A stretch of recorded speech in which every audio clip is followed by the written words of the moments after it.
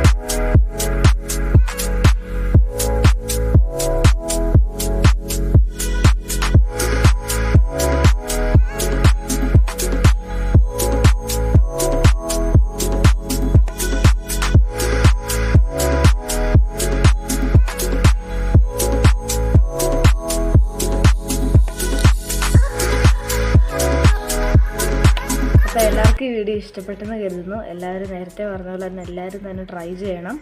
വളരെ നല്ലൊരു കേക്കാണ്. ഓക്കെ, അപ്പോൾ നമുക്കിനി അടുത്ത വീഡിയോയിൽ കാണാം. ബൈ.